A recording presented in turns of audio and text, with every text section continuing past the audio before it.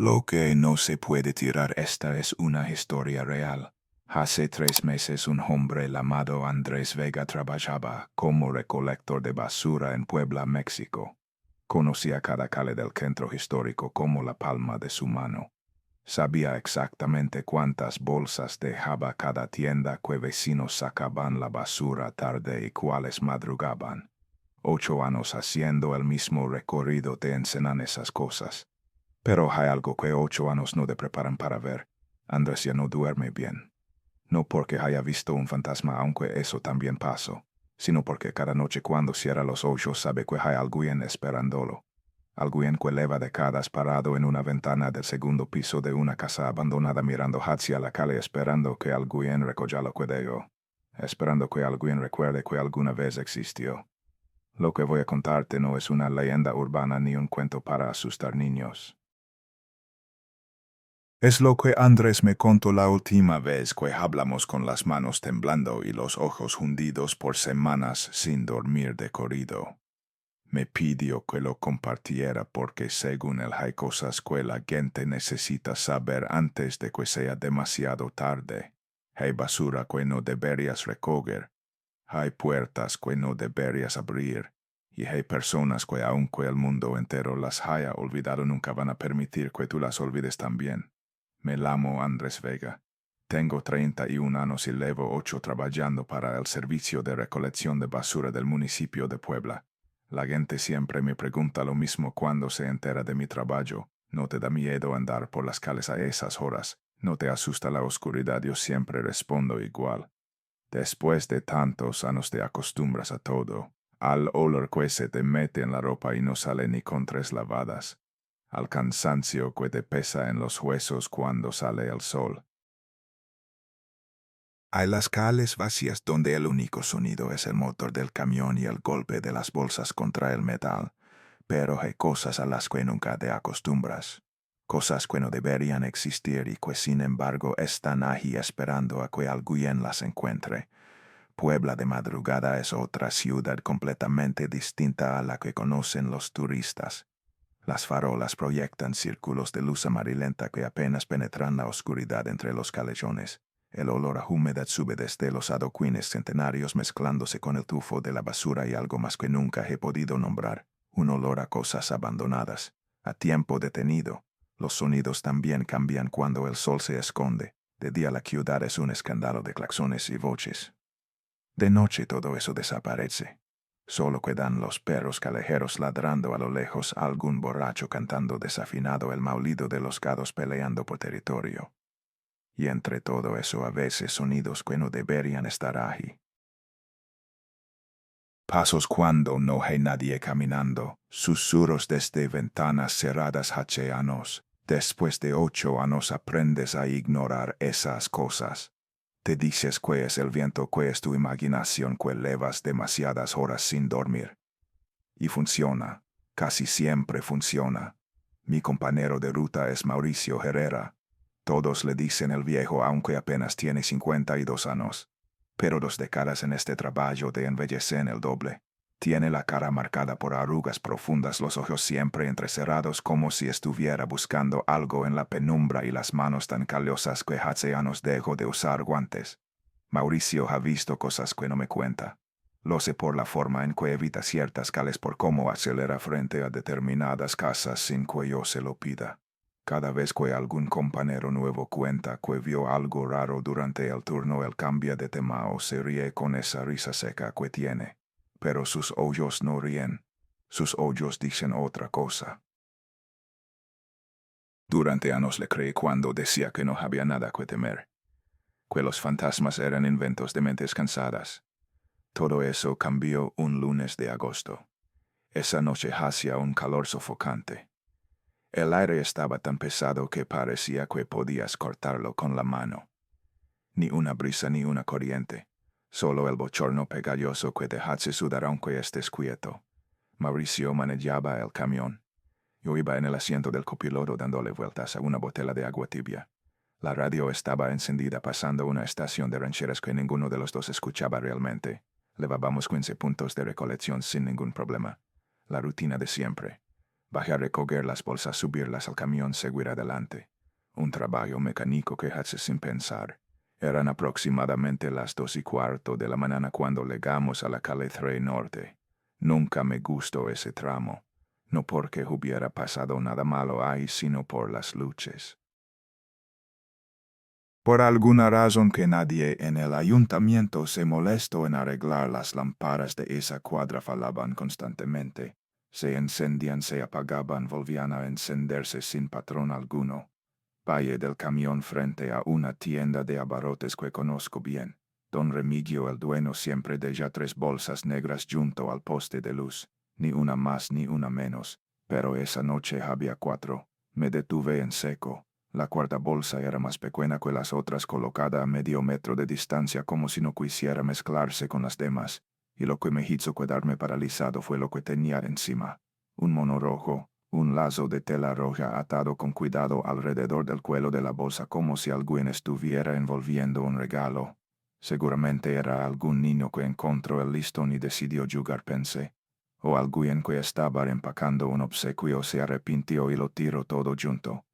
Tenía que haber una explicación normal. Me agaché para recogerla. La bolsa estaba helada. No fría como algo que ha pasado la noche afuera, helada, como si la hubieran sacado de un congelador industrial segundos antes.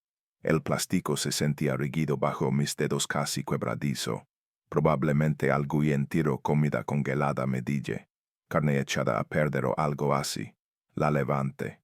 Era liviana, demasiado liviana para el tamaño que tenía, pero cuando la moví algo se deslizó adentro. No fue el sonido de botellas chocando ni el crujido de papeles arrugados. Fue algo diferente, algo que se movía con un peso propio, y entonces escuché otro sonido. Desde adentro de la bolsa, un susurro, como páginas pasando, como alguien hojeando un libro muy despacio. Me quedé inmóvil. Esperé. El sonido volvió, más claro esta vez. Definitivamente eran hojas moviéndose. Es el viento, pensé. El aire se metió por algún agujero. Pero no había viento. El aire de esa noche estaba completamente muerto. Las hojas de los árboles no se movían. Las bolsas de las otras casas estaban perfectamente quietas. Oye que haces ahí parado, la voz de Mauricio me sobresaltó.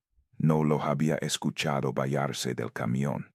Encontré una bolsa rara, le dije mostrándole el mono rojo. La expresión de Mauricio cambió. Solo por un segundo, tan rápido que casi no lo noté. Pero lo vi. Algo cruzó por su cara. No la abras, dije. Su voz sonó diferente. Más grave, porque no hay cosas que es mejor no saber, Andrés. Créeme, solo tírala al camión y vámonos. ¿Qué cosas de qué estás hablando? Mauricio me miró fijamente. En sus ojos vi algo que nunca había visto antes en él. Algo parecido al miedo, pero más profundo. Como si estuviera recordando algo que había intentado olvidar durante mucho tiempo. Hace años encontré algo parecido, digo finalmente, en esta misma calle. No quieras saber lo que había adentro. Que encontraste, el negó con la cabeza. No importa. Lo que importa es que no abras esa bolsa. Confía en mí. Pero mis manos no obedecieron. Antes de darme cuenta de lo que estaba haciendo, ya había desatado el mono rojo. La tela era suave como seda y estaba fría al tacto, más fría incluso que la bolsa misma. La dejé caer al suelo y abrí el plástico. El olor me golpeó primero. No era olor a basura, era un olor antiguo. Como cuando abres un cajón que ha estado cerrado durante décadas. Olor a papel viejo, a polvo acumulado. Y debajo de todo eso un toque de cera derretida, de flores secas. Adentro de la bolsa había un cuaderno viejo con tapas duras de color café oscuro, de esos que usaban en las escuelas hace 40 años. Las esquinas estaban gastadas, algunas páginas onduladas como si se hubieran mojado y secado varias veces. En la portada no había nombre ni etiqueta, solo un número escrito con lápiz. Abrí el cuaderno. Las primeras 2 páginas estaban en blanco. A partir de la tercera, cada hoja tenía un dibujo. Dibujos a lápiz, trazos finos detalados, y todos mostraban lo mismo. Una casa, la misma casa vista desde diferentes ángulos. Desde el frente mostrando la puerta principal y 2 ventanas en la planta baja. desde el costado con un balcón de herrería oxidada en el segundo piso, desde atrás con un patio pequeño donde creció un árbol de higo. Cada dibujo tenía una fecha en la esquina inferior. El más antiguo decía 15 de marzo de 1987, el más reciente 23 de octubre de 1995. 8 años. Alguien había dibujado esa misma casa durante 8 años. Fui pasando las páginas. Los dibujos eran increíblemente precisos. Cada ladrillo, cada grieta en la pared, cada hoja del árbol estaba representada con una exactitud casi obsesiva. Luego a la última página. No era un dibujo, era un mensaje. Palabras escritas con una letra temblorosa e irregular. No puedo dejar de verla. Me lama todas las noches. Ya no aguanto más. Perdónenme. Leí esas palabras 3 veces. El estómago se me contrajo. Esto no era basura. Esto era una despedida. Las últimas palabras de alguien que había llegado al límite. Mauricio me quitó el cuaderno de las manos antes de que pudiera reaccionar. Lo hojeó rápidamente y se detuvo en la última página. Su mandíbula se tensó. Te dije que no la abrieras. ¿Qué significa esto? ¿De quién es este cuaderno? No lo sé exactamente. Pero sé que viene de esa casa. El número 427 está en nuestra ruta. Pasamos frente a ella todas las noches. ¿Qué tiene de especial esa casa? Mauricio tardó un momento en responder. Cuando lo hizo su voz era apenas un susurro. Dicen que alguien espera allí, alguien que fue olvidado hace mucho tiempo. Y que cada cierto tiempo deja cosas afuera como si quisiera que alguien las encontrara, como si quisiera que alguien supiera que existió.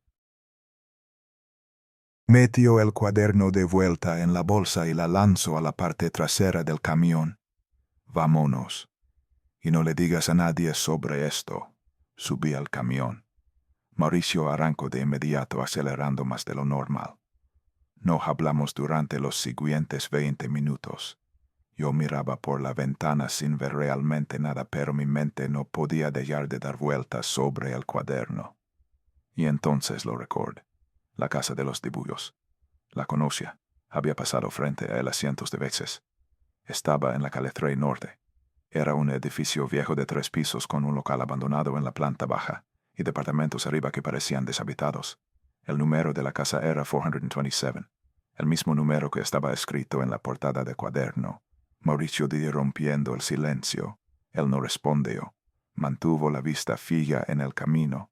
Esa casa del cuaderno, el número 427, está en nuestra ruta. Lo sé. Tú sabes más de lo que me estás diciendo.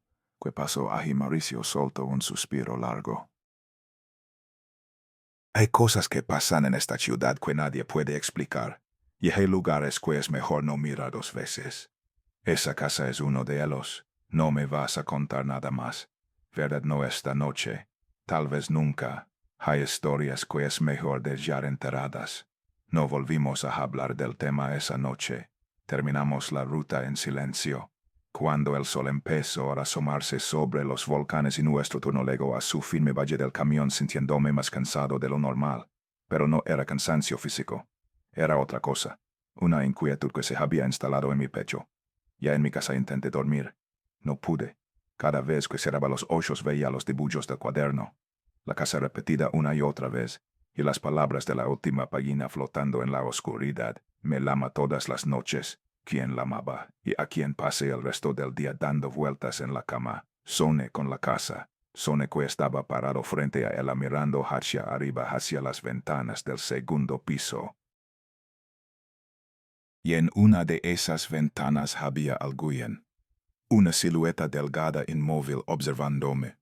Desperté empapado en sudor a las 3 de la tarde. Sabía lo que tenía que hacer. Lo que no debía hacer según Mauricio. Pero la curiosidad era más fuerte que cualquier advertencia. Tenía que ir a ver esa casa, de día, con mis propios ojos. No dormí esa noche, ni la siguiente. Cada vez que cerraba los ojos veía la silueta en la ventana, los hombros estrechos, la cabeza inclinada, la forma en que parecía estar mirándome directamente a través de la oscuridad. Mauricio no volvió a mencionar el tema durante los turnos siguientes. Actuó como si nada hubiera pasado. Hablábamos de fútbol, del clima, de las cuellas del sindicato. Cosas normales, cosas seguras. pero yo notaba cómo sus manos apretaban el volante cada vez que nos acercábamos a la calle 3 Norte, cómo aceleraba al pasar frente al número 427, cómo evitaba mirar hacia las ventanas del segundo piso. Él sabía más de lo que me estaba contando.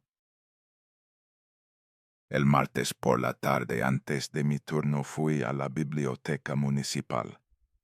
Puebla tiene una de las más antiguas de México, un edificio colonial que huele a papel viejo y que era para pisos.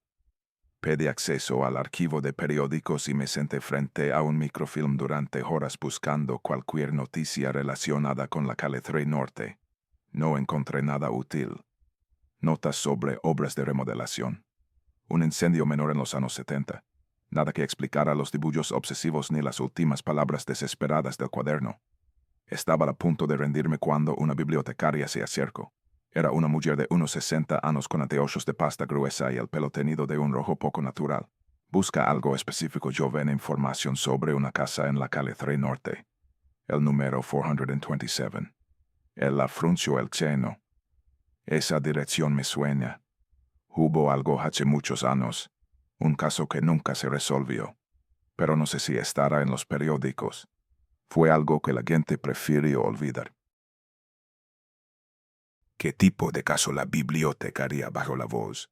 Una familia que desapareció de la noche a la mañana. Dejaron todo atrás, simplemente se fueron. Pero lo extraño fue lo que pasó después cuando la policía los encontró.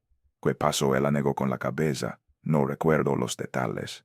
Era muy joven entonces, pero puedo buscar en los registros viejos. Vuelva mañana y veré qué encuentro. Le agradecí y salí de la biblioteca con más preguntas que respuestas.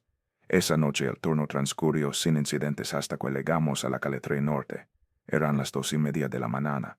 Las lámparas hacían su danza habitual de luces intermitentes. Mauricio redujo la velocidad sin que yo se lo pidiera.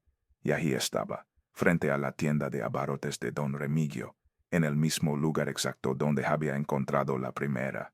Una bolsa negra con un mono rojo. Mauricio soltó una maldición entre dientes. Otra vez susurré. No te bajes, pero mis manos ya estaban abriendo la puerta.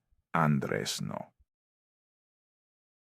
No le hice caso. Bajé del camión y caminé hacia la bolsa. Mis pasos resonaban en el silencio de la calle vacía. Las luces se apagaron por un momento dejándome sumido en oscuridad total. Cuando volvieron la bolsa seguía allí. Esta vez noté algo diferente. El mono estaba atado de manera distinta, más elaborado, como si quien lo hubiera hecho se hubiera tomado más tiempo, como si supiera que yo vendría a buscarlo. Recogí la bolsa. Estaba helada igual que la primera. No la abras aquí, dijo Mauricio. Había bajado del camión y estaba parado a unos metros de distancia. Si vas a hacerlo, hazlo en otro lado, no en esta calle. Tenía razón. Algo en el ambiente se sentía denso cargado. Subimos al camión y Mauricio manejó hasta un estacionamiento vacío a varias cuadras de distancia. Estacionó bajo una farola que mantenía su luz fija. Un pequeño círculo de normalidad en medio de la noche. ¿Vas a abrir? La pregunto sin mirarme. Tengo que saber qué hay adentro. Él encendió un cigarro y exhaló el humo lentamente. No dijo nada más. Desaté el mono rojo. Abrí la bolsa. El olor fue diferente esta vez. Más acre. Como el químico que usan para revelar fotografías antiguas. Adentro había un sobre manila grande amarillento por los años. Lo saqué y abrí la solapa. Fotografías. Unas 20 impresas en papel fotográfico de los años 80 con esos colores desvaídos que ya no existen. Las saqué y empecé a revisarlas.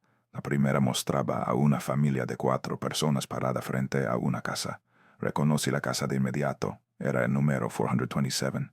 Se veía mejor en la foto, menos deteriorada con plantas en los balcones. La familia estaba alineada frente a la puerta principal. Un hombre alto de expresión severa. Una mujer delgada con el pelo largo. 2 niños, una niña de unos 10 años y un niño más pequeño de quizás 8. Pero había algo mal en la foto.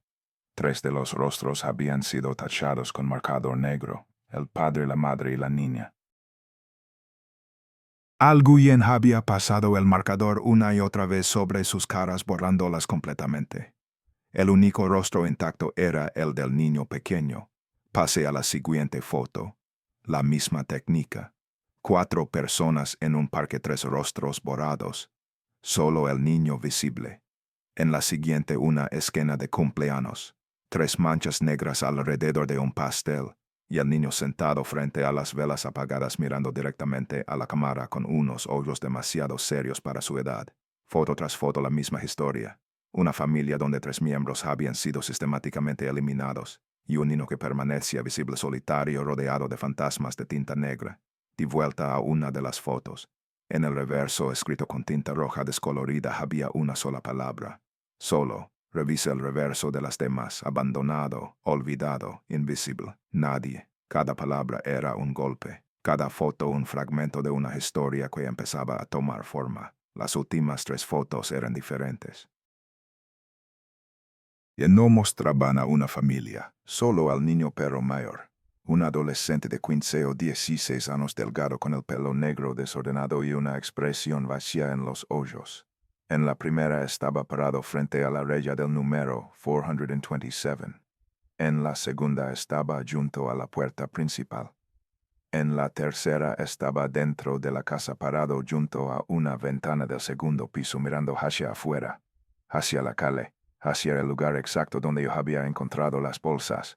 De vuelta a la última foto. Aquí es donde desaparece, aquí es donde sigo. Mauricio había estado observando sobre mi hombro. Lo escuché tragar saliva.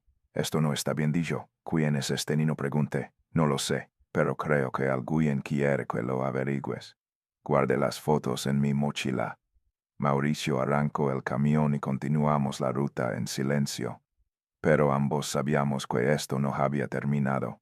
Y cuando pasamos frente al número 427 camino a la siguiente parada no pude evitarlo. Miré hacia arriba. La figura estaba allí, pero esta vez era diferente. Esta vez mientras nuestro camión pasaba frente a la casa la figura se movió. Levantó una mano, no para saludar. Era un gesto de reconocimiento, como diciendo te veo, sé que estás allí, sé que encontraste lo que dejé. Mauricio pisó el acelerador y la casa quedó atrás, pero la imagen de esa mano levantándose en la oscuridad se quedó grabada en mi retina. Al día siguiente volví a la biblioteca. La bibliotecaria del pelo rojo me esperaba con una carpeta vieja sobre el mostrador. Tenía una expresión extraña. Encontré lo que me pidió, dijo en voz baja. No estaba en los periódicos principales. Fue un caso que se manejó con mucha discreción. Me entregó la carpeta. Adentro había fotocopias de documentos amarillentos. El recorte del periódico tenía fecha del 25 de octubre de 1995. El titular decía Tragedia familiar en Calle 3 Norte. Menor desaparecido. Leí el artículo con el corazón latiendo cada vez más rápido. Una familia de 4 integrantes que residía en el número 427 de la calle 3 Norte había abandonado su domicilio de manera súbita durante la noche del 23 de octubre. Los vecinos reportaron la situación al día siguiente al notar la puerta principal abierta. La policía investigó pero no encontró evidencia de violencia. Todo parecía normal excepto por un detalle perturbador. Según los registros municipales, la familia estaba compuesta por 4 personas: el padre Eduardo Villarreal, la madre Carmen de Villarreal, la hija mayor Lucía de 14 años y el hijo menor Sebastián de 16. Sin embargo, cuando las autoridades localizaron a la familia 3 meses después en otra ciudad, solo encontraron a 3 personas: el padre, la madre y la hija. Del hijo Sebastián no había rastro. Cuando se les preguntó por él, la familia dio una respuesta que dejó perplejos a los investigadores. Afirmaron que solo tenían una hija, que nunca habían tenido un hijo varón. Que no conocían a nadie llamado Sebastián. La investigación se quedó por falta de pruebas después de 3 meses. El paradero de Sebastián Villarreal nunca fue determinado. Leí el artículo 3 veces. Las palabras bailaban frente a mis ojos. Una familia que negaba la existencia de su propio hijo. Un adolescente que según documentos oficiales había vivido en esa casa durante 16 años pero que de pronto era tratado como si nunca hubiera nacido. Las fotos que había encontrado cobraron un nuevo significado. Los rostros tachados, el único niño visible, las palabras en el reverso, no eran solo palabras, eran la descripción de lo que le habían hecho. Su propia familia lo había borrado. ¿Qué le pasó a este chico? Le pregunté a la bibliotecaria. Ella se encogió de hombros. Nadie lo sabe. Algunos decían que había huido de casa, otros que había muerto y la familia lo ocultó. Pero yo recuerdo haberlo visto una vez cuando era joven. Mi madre me llevaba a la escuela y pasábamos por esa calle. Había un muchacho flaco sentado en el balcón del segundo piso dibujando en un cuaderno. Siempre estaba solo. El cuaderno, los dibujos de la casa. Todo encallaba, y la casa pregunté, ¿qué pasó con él? Nadie la ha habitado desde entonces. Se puso en venta varias veces, pero los compradores siempre se echaban para atrás. Decían que había algo malo con el lugar, que se sentía una presencia. Guardé las fotocopias junto con las fotografías y salí de la biblioteca sintiendo que el mundo a mi alrededor se había vuelto ligeramente irreal. Esa noche le conté todo a Mauricio. Las fotos, el artículo del periódico, la historia de Sebastián Villarreal. Él escuchó en silencio fumando un cigarro tras otro. Cuando terminé se quedó calado por un largo rato. Entonces es cierto, dijo finalmente. Qué cosa las historias que contaban los viejos cuando empecé en este trabajo, sobre un chico que fue olvidado. Sobre alguien que espera en esa casa. Tú ya sabías de esto, Mauricio. Me miro con una expresión cansada. Sospechaba. Hace años encontré una de esas bolsas con mono rojo. No la abrí, pero vi a alguien en la ventana esa noche. Una sombra que no debería estar ahí. Desde entonces evito mirar hacia arriba cuando paso por esa calle. Porque no me dijiste antes, porque esperaba que tuvieras más sentido común que yo. Porque pensé que si te advertía dejarías el tema en paz. Mauricio exhaló una nube de humo. Debí saber que la curiosidad siempre gana. ¿Qué crees que le pasó a Sebastián? No lo sé exactamente. Pero hay historias en los pueblos de la sierra de donde venía la familia Villarreal. Historias sobre rituales para hacer que alguien deje de existir, para borrarlo no solo de la memoria sino de la realidad misma. ¿Crees que eso fue lo que le hicieron? Mauricio se encogió de hombros. Creo que hay cosas en este mundo que no entendemos. Y creo que ese chico, sea lo que sea que le hicieron, sigue esperando en esa casa, esperando que alguien lo recuerde. Los siguientes días fueron extrañamente normales. No apareció ninguna bolsa con mono rojo. La casa del 427 permanecía oscura y silenciosa cuando pasábamos. Empecé a pensar que tal vez había terminado. El sábado por la noche empezó a llover. No una lluvia normal de verano, sino un aguacero frío y persistente que calaba hasta los huesos. Estábamos a punto de entrar a la calle norte cuando lo vi. Había una bolsa negra con mono rojo en medio de la calle, justo en nuestro camino, como si alguien la hubiera colocado ahí segundos antes sabiendo exactamente por dónde pasaríamos. Mauricio frenó en seco. A través de la cortina de agua la bolsa parecía brillar bajo las luces intermitentes. El mono rojo era una mancha oscura contra el asfalto negro. No, dijo Mauricio. No vamos a parar. Voy a dar la vuelta. Espera, Andrés, esto es demasiado. Esa cosa sabía que íbamos a pasar por aquí. Nos estaba esperando. Tenía razón, pero no pude irme. No ahora. Abrí la puerta del camión. ¿Qué haces? Voy a recogerla. Estás loco. Probablemente. Vaya la lluvia. El agua helada me empapó en segundos. Caminé hacia la bolsa sintiendo como el frío se me metía en los huesos. La bolsa estaba ahí esperando. El mono rojo goteaba agua que parece diluir su color haciéndolo correr sobre el plástico negro como lágrimas rojizas. Me agaché para recogerla.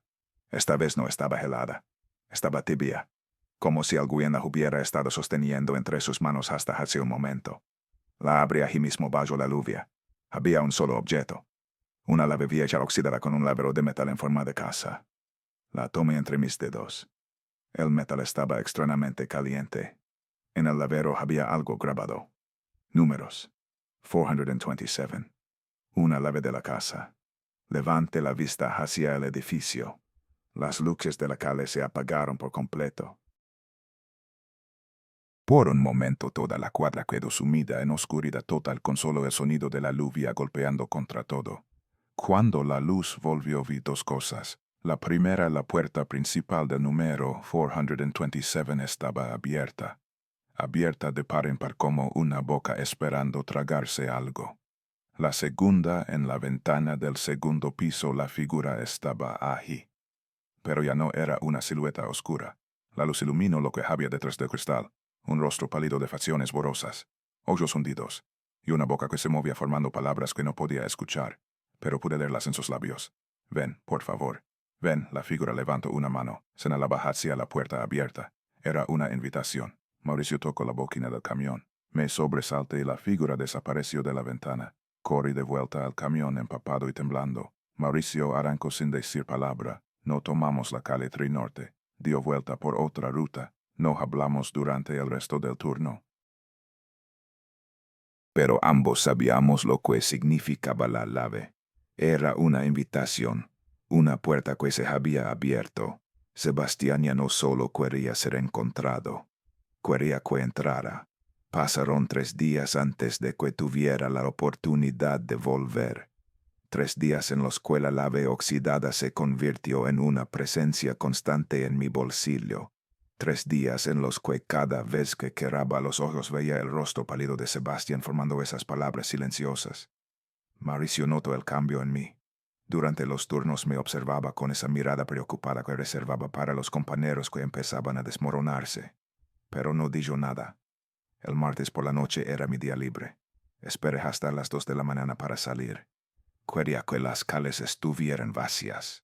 No quería testigos. El camino hasta la calle Trinorte se sintió diferente sin el camión. Más largo, más silencioso. Puebla dormía a mi alrededor.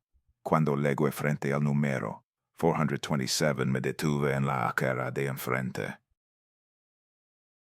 La casa se alzaba contra el cielo nocturno como una sombra sólida más oscura que la noche misma. La puerta principal estaba cerrada, esperando que usara la llave. Miré hacia la ventana del segundo piso. No había nadie visible. Tal vez ya no está, pensé. Tal vez se fue. Pero mis pies ya estaban cruzando la calle. Mi mano ya estaba sacando la llave del bolsillo. La reja exterior se dio con un empujón. El pequeño patio delantero estaba cubierto de maleza seca y basura acumulada. Mis zapatos crujeron sobre joyas muertas mientras caminaba hacia la puerta. De cerca la casa se veía peor. La pintura descascarada dejaba ver capas anteriores de colores diferentes. Las ventanas de la planta baja estaban cubiertas con tablas. Había grafitis en las paredes, pero ninguno se aventuraba más allá del 1 metro de altura, como si los vándalos hubieran sentido algo que los hizo detenerse. La puerta era de madera maciza. La cerradura estaba oxidada, pero cuando inserté la llave giró con una suavidad sorprendente, como si alguien la hubiera excitado recientemente. El clic del cerrojo sonó demasiado fuerte en el silencio. Empujé la puerta. El olor me golpeó primero.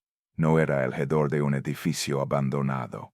Era algo diferente, un olor antiguo pero familiar, como el interior de un armario cerrado durante décadas, olor a ropa vieja, a papel amarillento y un toque de cera derretida de flores secas. Crucé el umbral. El interior estaba más oscuro de lo que debería ser posible. La luz de la calle no parecía poder penetrar. Más allá del marco de la puerta, saqué mi celular y encendí la linterna. El haz de luz reveló un pasillo estrecho con paredes cubiertas de papel tapiz despegado.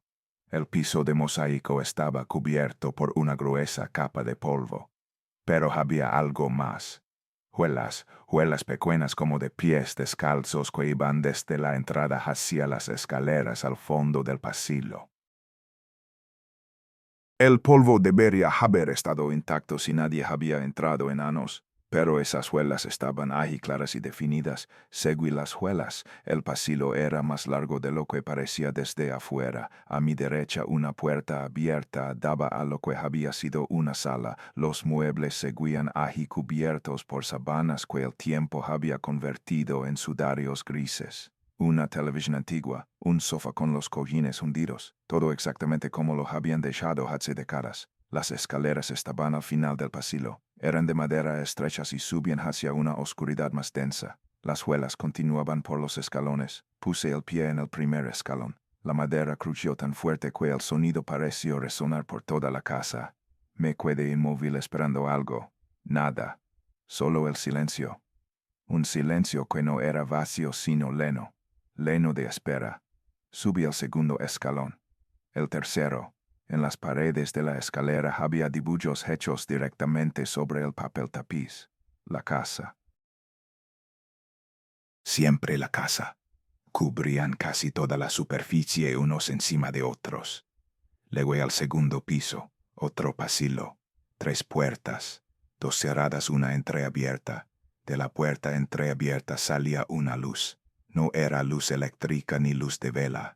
Era algo intermedio, un resplandor pálido que no proyectaba sombras normales. Las huelas levaban directamente hacia esa puerta. Caminé hacia ella. El aire se volvió más frío con cada metro. Pude ver mi propio aliento formando pequeñas nubes de vapor. Legué la puerta. La empujé. Se abrió sin resistencia. La habitación era más grande de lo que esperaba. Las paredes, el techo, incluso partes del piso estaban cubiertas de dibujos. Cientos, miles, todos de la misma casa. Algunos mostraban la casa bajo el sol, otros bajo la lluvia. Era como estar parado dentro de la mente de alguien que no había podido pensar en otra cosa. En el centro de la habitación no había muebles, solo un espacio vacío. Y en ese espacio, dándome la espalda, había alguien. Una figura delgada, hombros estrechos, pelo negro desordenado, vestido con una camisa blanca amarillenta, pies descalzos sobre el piso de madera. Inmóvil. Por fin vino alguien. La voz no sonó como una voz normal.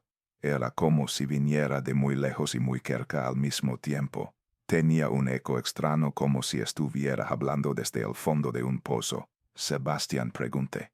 Mi voz sonó pequeña. La figura giró lentamente. Y lo vi. El rostro de un adolescente que debería haber cumplido 46 años pero que seguía teniendo 16. Pero había algo mal en ese rostro. Los rasgos eran demasiado difusos como una fotografía desenfocada.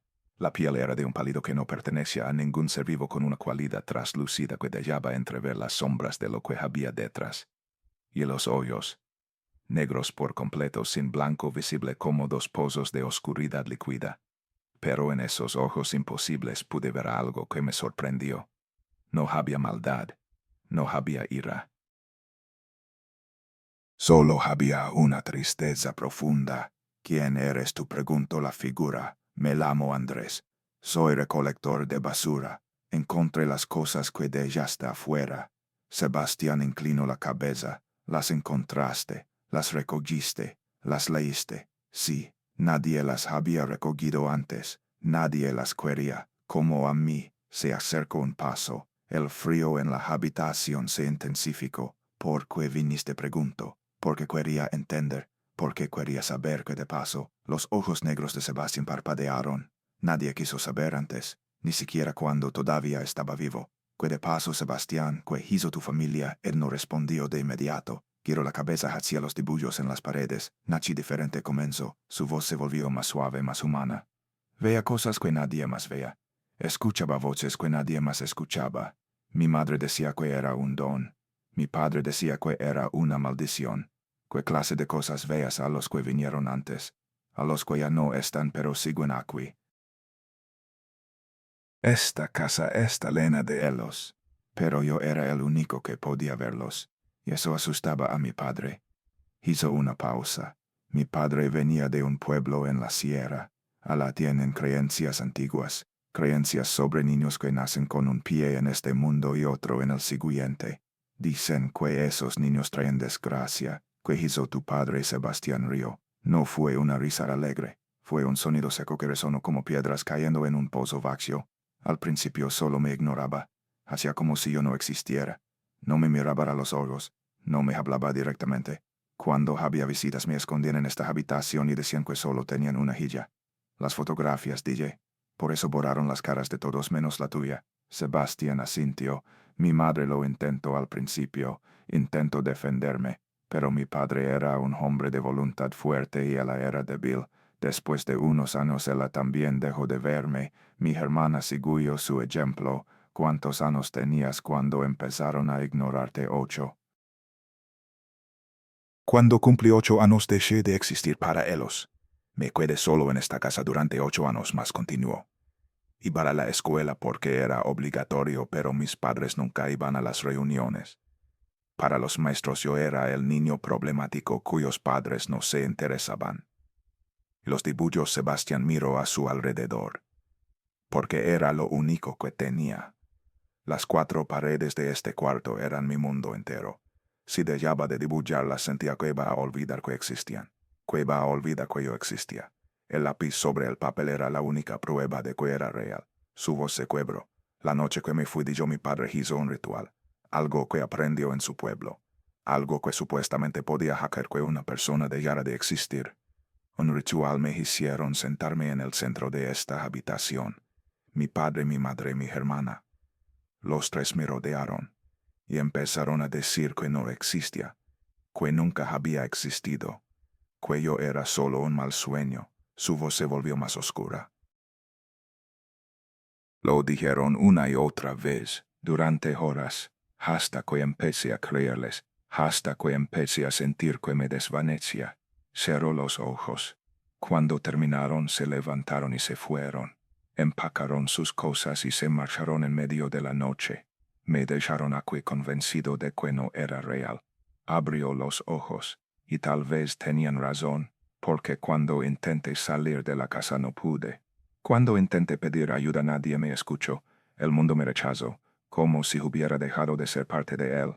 He estado esperando desde entonces, dijo, dejando cosas afuera esperando que alguien las recogiera, esperando que alguien se preguntara de dónde venían, esperando que alguien me viera. Y nadie lo hizo. Algunos recogieron las bolsas, pero las tiraban sin mirar, sin abrir. Para él lo solo era basura. Su voz se endureció, como yo, otra cosa para desecar y olvidar. Pero yo te vi, DJ. Yo recogí tus cosas. Yo leí tu historia. Yo vine aquí. Sebastián me miró fijamente. Sí, tú viniste. Eres el primero que realmente vino. Y entonces sonrió. No fue una sonrisa reconfortante. Sus labios se curvaron hacia arriba, pero el gesto no llegó a sus ojos. Gracias, dijo. Gracias por venir. Gracias por recordarme. De nada respondí, aunque algo estaba mal. Algo había cambiado en el ambiente. Pero ahora tengo una pregunta para ti, Andrés. ¿Cuál? ¿Vas a cuidarte? La pregunta flotó en el aire helado. Cuidarme aquí, conmigo, para que no esté solo nunca más. Sebastián, yo no puedo quedarme aquí. Tengo una vida afuera. Familia, repitió Sebastián. La palabra salió como si fuera veneno. Yo también tenía una familia. Y mira lo que hicieron. Dio otro paso hacia mí. Cada paso que daba hacia que la temperatura bajara más que la luz de mi linterna parpadeara. Viniste aquí, dijo, recogiste mis cosas, leíste mi historia, me viste, me recordaste. Ya eres parte de esto. No quiero hacerte daño, Sebastián. Solo quería ayudar. Ayudar. La sonrisa en su rostro se torció. ¿Cómo vas a ayudarme? ¿Vas a traer a mi familia de vuelta? ¿Vas a dejar lo que me hicieron? No admití. No puedo hacer eso. Entonces cuídate. Cuídate y al menos no estaré solo. Estaba a menos de 1 metro de mí. El frío que irradiaba era tan intenso que sentía agujas de hielo en la piel. La linterna parpadeó y se apagó. He estado solo en esta habitación desde que era un adolescente, dijo, y su voz venía de todas partes. Viendo pasar la noche tras la ventana, escuchando la ciudad vivir afuera mientras yo me pudría aquí dentro, dejando pedazos de mí en bolsas de basura esperando que alguien los recogiera. Sus manos frías como el hielo me agarraron los brazos. Y tú eres el primero que vino, el primero que se molestó en mirar. Sebastián, por favor, no me voy a quedar solo otra vez. Su agarre se intensificó. Sentí cómo el frío se extendía desde sus manos hacia mis brazos, hacia mi pecho. Era como si me estuviera congelando desde adentro, y entonces entendí. Sebastián no solo quería compañía, quería lo que yo tenía, mi lugar en el mundo, mi realidad. Quería dejar de ser el fantasma y convertirme a mí en uno. Intenté soltarme, pero su agarre era imposiblemente fuerte. Mis piernas empezaron a temblar porque estaban perdiendo fuerza. Miré mis manos y vi que estaban volviéndose más pálidas, más traslúcidas. Podía ver el contorno de los dibujos en la pared a través de mi propia piel. No, la voz no fue mía, vino de la puerta. Mauricio estaba parado en el umbral empapado de sudor. En su mano sostenía una cruz de madera vieja. Suéltalo, ordenó Mauricio. Su voz era firme, pero pude escuchar el miedo de barrio. Suéltalo ahora. Sebastián giró la cabeza hacia él. El movimiento fue antinatural. Tú otra vez, dijo. El viejo que siempre pasa en el camión pero nunca se detiene. Mauricio dio un paso dentro de la habitación. He pasado por esta calle durante 20 años. He visto las bolsas que dejas. He visto cómo miras desde la ventana. Y nunca hiciste nada, no era mi historia. Pero él es mi compañero, y no voy a dejar que te lo leves. El agarre de Sebastián aflojó ligeramente. Tú no puedes detenerme, dijo. Tengo derecho a salir de aquí. Tienes derecho a descansar, dijo Mauricio. Tienes derecho a ser recordado. Pero no así, no robándole la vida a otro. Nadie me recordó durante décadas, porque debería importarme cómo salgo, porque si haces estos seres exactamente como ellos. Sebastián se quedó inmóvil, como ellos, como tu familia, como los que devoraron. Si tomas su vida para ponerte en su lugar, ¿qué diferencia hay entre tú y ellos? El silencio que siguió fue absoluto. Sebastián me miró, luego miró a Mauricio, luego a la cruz de madera. No necesitas eso, dijo finalmente. Nunca fui un demonio. Solo fui un niño que quería que alguien lo quisiera. Las manos que me sujedaban se aflojaron. Dio un paso atrás. El calor regresó a mi cuerpo de golpe. Mis piernas temblaban violentamente. Mauricio corrió hacia mí y me sostuvo antes de que colapsara. Tienes razón, dijo Sebastián. Su voz era suave y triste. Si hago esto soy igual que ellos. Retrocedió hacia la ventana. Su figura seguía ágil pero menos intensa, menos desesperada, como si algo se hubiera aflojado dentro de él. Pero entonces, ¿qué hago? ¿Cómo dejo de estar solo? No lo sé, admitió Mauricio. No tengo esas respuestas. Pero él vino aquí. Él leyó tu historia. Él te recuerda. Y mientras haya alguien en el mundo que te recuerde, no estás completamente solo. Sebastián nos miró a ambos. Por un momento sus ojos parecieron menos oscuros. Me van a recordar, si dije mi voz ronca. No voy a olvidarte, Sebastián. Te lo prometo. Él asintió lentamente. Una expresión que podría haber sido alivio cruzó su rostro. Entonces supongo que eso tendrá que ser suficiente. Por ahora, se volvió hacia la ventana mirando hacia la calle. Su figura se veía más tenue que antes, pero seguía ágil, seguía presente. Voy a seguir aquí, dijo sin voltearse, esperando. Pero ya no me siento tan vacío. Gracias por eso. Mauricio me ayudó a ponerme de pie. Vámonos, dijo, pero no como una orden, como una sugerencia gentil. Me volví hacia Sebastián una última vez. Vendré a verte, dije. No sé cuándo, pero vendré. Él giró la cabeza ligeramente, una sombra de sonrisa en sus labios pálidos. Te estaré esperando, como siempre. Bajamos las escaleras tan rápido como mis piernas temblorosas lo permitieron.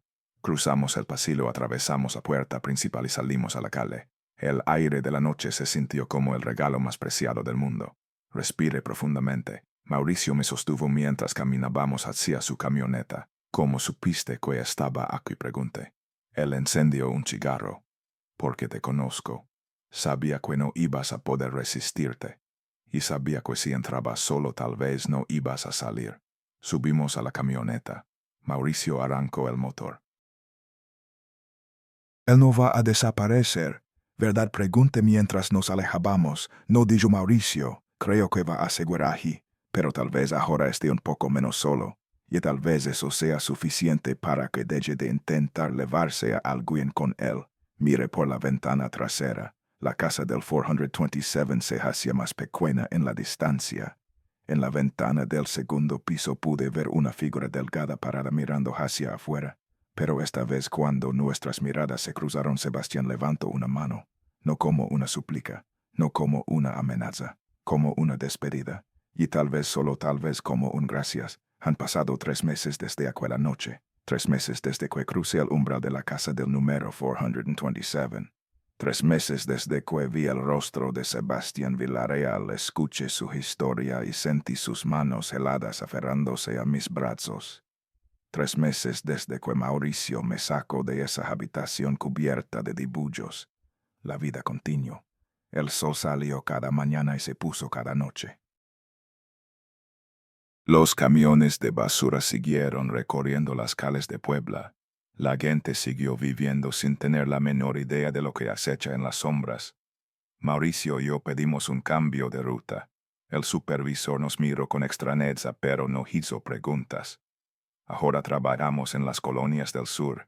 Calles más anchas, casas más nuevas, menos historia enterrada bajo los adoquines. Pero hay algo que aprendí en estos 3 meses. Los encuentros con lo sobrenatural no terminan cuando sales por la puerta. Te siguen, no físicamente, sino de formas más sutiles. Las primeras semanas después de aquella noche tuve pesadillas. Sonaba que caminaba por las calles de Puebla y nadie me veía. Me paraba frente a un espejo y no había reflejo. Me despertaba palpándome el cuerpo para asegurarme de que seguía siendo sólido. Después de un tiempo las pesadillas disminuyeron, pero fueron reemplazadas por algo diferente. Empecé a notar cosas que antes no registraba. La forma en que algunas sombras parecen moverse cuando no hay nada que las mueva. El destello ocasional en el rabillo del ojo que desaparece cuando volteas. Los murmullos en habitaciones vacías. Antes de aquella noche hubiera descartado todo eso como productos del cansancio. Ahora ya no puedo. Hace 2 semanas ocurrió algo que me confirmó que mi conexión con Sebastián no había terminado. Era mi día libre. Estaba en mi departamento viendo televisión cuando escuché un ruido en la puerta, como si alguien hubiera deslizado algo por debajo. Me levanté y caminé hacia la entrada. En el piso había un papel doblado. Lo recogí, lo desdoblé. Era un dibujo a lápiz de una casa, no la casa del 427. Era mi edificio, mi departamento, visto desde afuera, y en la esquina inferior una nota. Sigo aquí, tú sigues recordándome, me quedé paralizado. Corrí hacia la ventana y miré hacia la calle. No había nadie visible. Solo los coches estacionados, los árboles, una señora paseando a su perro. Pero al otro lado de la calle, en el callejón entre 2 edificios, me pareció ver algo. Una silueta delgada que podría haber sido una persona muy flaca parada inmóvil. Parpadeé y ya no estaba. No dormí esa noche. Me quedé sentado con todas las luces encendidas sosteniendo el dibujo preguntándome qué significaba. A la mañana siguiente casi me convencí de que lo había imaginado. El dibujo seguía ahí, sí, pero podría haber sido cualquier cosa. Guardé el dibujo en un cajón y traté de olvidarlo. Una semana después encontré otro. Este estaba pegado en el parabrisas de mi coche. Mostraba el interior de mi departamento, dibujado con el mismo estilo obsesivo de los dibujos en la casa del 427. La nota decía: gracias por no olvidarme. Pero a veces me siento muy solo. Esa noche llamé a Mauricio. Le conté todo. Los dibujos, la silueta en el callejón. El escucho en silencio. Tenía miedo de que esto pasara, dijo. ¿Qué quieres decir cuando entras en contacto con algo como Sebastián? Cuando lo ves, cuando te toca, se crea una conexión. Es como abrir una puerta. Y algunas puertas no se pueden cerrar completamente. ¿Qué hago entonces? No lo sé, Andrés. Solo puedo decirte lo que te dije antes: mientras lo recuerdes no está completamente solo. Pero eso también significa que mientras lo recuerdes seguirá siendo parte de tu vida. Entonces estoy atrapado. No atrapado, solo conectado. A algo que la mayoría de la gente nunca conocerá. Colgué sintiéndome confundido, pero también de alguna manera extraña más tranquilo. Porque entendí algo. Sebastián no me estaba acosando. No estaba tratando de hacerme daño. Solo estaba haciendo lo que había hecho durante décadas, tratando de recordarle a alguien que existía. Y yo era la única persona en el mundo que lo recordaba. Anoche pasó algo diferente. No encontré ningún dibujo. No sentí ninguna presencia. Fue una noche normal de trabajo. Pero cuando terminó el turno y Mauricio me dejó frente a mi edificio, tuve un impulso que no pude explicar. En lugar de subir a mi departamento, caminé. No planeé hacia dónde iba. Mis pies simplemente se movieron levantándome por calles que mi cuerpo conocía mejor que mi mente. Pasé frente a tiendas cerradas, parques vacíos, iglesias dormidas. Y sin darme cuenta terminé en la calle 3 Norte, frente al número 427. La casa se veía igual que siempre, abandonada, deteriorada, olvidada por todos excepto por el fantasma que la habitaba y el hombre que había prometido recordarlo. Miré hacia la ventana del segundo piso, y lo vi. Sebastián estaba allí, no como una sombra amenazante, solo un chico parado junto a la ventana mirando hacia afuera. Pero esta vez, cuando nuestras miradas se cruzaron, algo fue diferente. Él sonrió, una sonrisa pequeña, triste pero genuina. La sonrisa de alguien que ha encontrado una forma de vivir con lo que le tocó. Levante la mano y lo salude. Él devolvió el gesto. En ese momento, en ese intercambio silencioso entre un recolector de basura y un fantasma olvidado, sentí que algo se asentaba en mi pecho. No paz exactamente, pero algo parecido. Un acuerdo tácito entre dos personas que habían encontrado una conexión improbable. Yo lo recordaría. Él no estaría completamente solo. Y eso tendría que ser suficiente para ambos. Di media vuelta y caminé de regreso a mi departamento. No miré hacia atrás. No necesitaba hacerlo. Sabía que Sebastián seguiría allí en su ventana viendo pasar la noche. Y sabía que de alguna forma eso estaba bien. Si están escuchando esta historia, hay algo que quiero que entiendan. No les estoy contando esto para asustarlos. Les estoy contando esto porque hay una lección aquí. Hay cosas en este mundo que existen en los márgenes. Cosas que la mayoría de la gente tiene la suerte de nunca encontrar. Cosas que esperan en casas abandonadas, en callejones oscuros, en los espacios entre la vigilia y el sueño. Y cuando te encuentras con una de esas cosas, tienes una decisión que tomar. Puedes huir. Puedes cerrar los ojos, convencerte de que no viste nada. Puedes seguir adelante con tu vida normal. Pero también puedes cuidarte. Puedes escuchar. Puedes ver lo que otros no quieren ver. Y al hacerlo puedes darle a algo inolvidado el regalo más valioso que existe. El regalo de ser recordado. No sé cuánto tiempo más Sebastián va a seguir en esa casa. No sé si algún día encontrará la paz verdadera. No sé si nuestra conexión durará toda mi vida o si eventualmente se desvaneciera. Lo que sí sé es que mientras yo viva, mientras mi mente sea capaz de formar pensamientos, habrá alguien en este mundo que recuerde a Sebastián Villarreal. El niño que veía cosas que otros no podían ver. El adolescente que fue borrado de la existencia por su propia familia. El espíritu que pasó décadas dejando pedazos de su historia en bolsas de basura esperando que alguien se molestara en recogerlos. Yo recogí esas bolsas. Y ahora al contarles esta historia ustedes también lo conocen. Así que les dejo con esto. La próxima vez que pasen frente a una casa abandonada y sientan que alguien los observa desde una ventana oscura, no asuman que es su imaginación. La próxima vez que encuentren algo extraño tirado en la calle, algo que parece fuera de lugar, piensen dos veces antes de ignorarlo. Y la próxima vez que escuchen una historia sobre alguien que fue olvidado, recuérdenla. Porque recordar es lo mínimo que podemos hacer por los que ya no están. Y a veces es exactamente lo que necesitan para no estar solos. Gracias por escuchar. Y ahora les pregunto, ¿alguna vez han visto algo que no podían explicar mientras caminaban por las calles de su ciudad de noche? Una sombra en una ventana. Una figura que desaparecía al segundo vistazo. Cuéntenmelo en los comentarios. Porque tal vez su historia también merece ser escuchada. Tal vez hay alguien a la afuera en alguna casa olvidada esperando que ustedes los recuerden. Nos vemos en el próximo relato, si es que sobreviven a la noche.